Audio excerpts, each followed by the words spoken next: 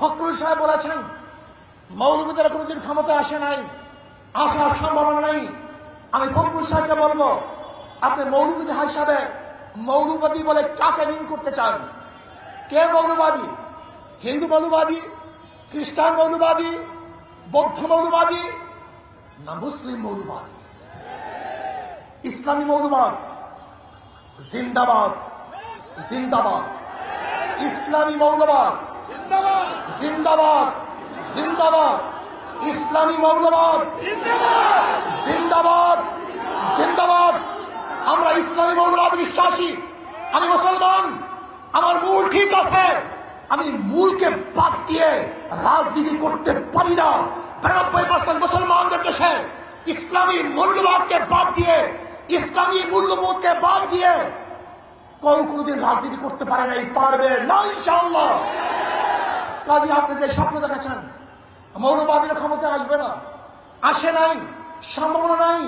আর আমি উল্টো দেখছি, ইনশাআল্লাহ আগামী বাংলাদেশ ইসলামী মৌলবাদীদের বাংলাদেশ, আগামী বাংলাদেশ কোরআন ও সুন্নাহর বাংলাদেশ, আগামী বাংলাদেশ এদেশের স্বাধীনতা বিভাগীয় মানুষের বাংলাদেশ, আগামী বাংলাদেশ ধর্মীয় ব্যক্তিদের বাংলাদেশ, আগামী বাংলাদেশ সাম্য, মানবিক মর্যাদা এবং ন্যায় বিচার প্রতিষ্ঠিত বাংলাদেশ, আগামী বাংলাদেশ হবে বৈষম্য বিরোধী বাংলাদেশ।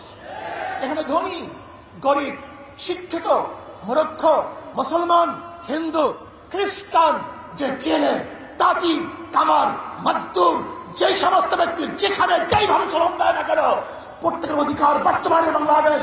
এখানে পুরুষদের অধিকার বাস্তবায়নের বাংলাদেশ। এখানে থাকবে মহিলাদের অধিকার, এখানে থাকবে ছাত্রদের অধিকার, এখানে থাকবে শ্রমিকদের অধিকার, এখানে থাকবে মেতর, কামার, ঋষি এবং তাঁতিদের অধিকার। এই বাংলাদেশ সবার বাংলাদেশ। এখানে ভেদাভেদ থাকবে না, এখানে থাকবে না শেখ হাসিনার পুত্রকে সেই পদ্মা ব্রিজ দেখতে গিয়ে 1.5 ঘন্টার রাস্তা জ্যাম করার ইতিহাস বাংলাদেশ আর দেখতে চায় না। এখানে কোন প্রাইম মিনিস্টারের জন্য, কোন মন্ত্রীদের জন্য, বর্তমান উপদেষ্টা প্রধানের জন্য রাস্তা বন্ধ থাকবে, জনগণ কষ্ট করবে, এই বাংলাদেশ আমরা দেখতে চাই না। এরকম বাংলাদেশ আর চাই না। এখানে কে উপদেষ্টা, কে প্রাইম মিনিস্টার, কে প্রেসিডেন্ট, সবার জন্য রাস্তা সমান, সবার জন্য অধিকার সমান না। আমরা দেখতে চাই না ওই বাংলাদেশ যেখানে একজন মন্ত্রী যাওয়ার সময় গোটা রাস্তা বন্ধ হয়ে যাবে আর গর্ভবতী মহিলারা গাড়ির মধ্যে বাচ্চা প্রসাদ করবে। এই বাংলাদেশ আমরা দেখতে চাই না।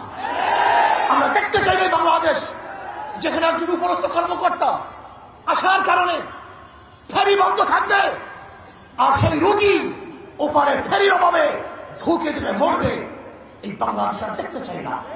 আমরা দেখতে চাই না বাংলাদেশ বড় লোকরা বিদেশে গিয়ে চিকিৎসা নিবে আর আমাদের দেশের গরিবরা ধুকে ধুকে চিকিৎসার অভাবে মারা যাবে। সেই বাংলাদেশ দেখতে চাই না। আমি দেখতে চাই না সেই বাংলাদেশ কেউ থাকবে 10 তলায়, কেউ থাকবে 20 তলায় না, কেউ খাবে কেউ খাবে না, তা হবে না, তা হবে না। কেউ পড়বে কেউ পড়বে না, কেউ পরিধান করবে কেউ পরিধান করবে না, কেউ গোশ খাবে কেউ মাছ খাবে আর কেউ না খেয়ে থাকবে। সেই বাংলাদেশ আমরা দেখতে চাই না।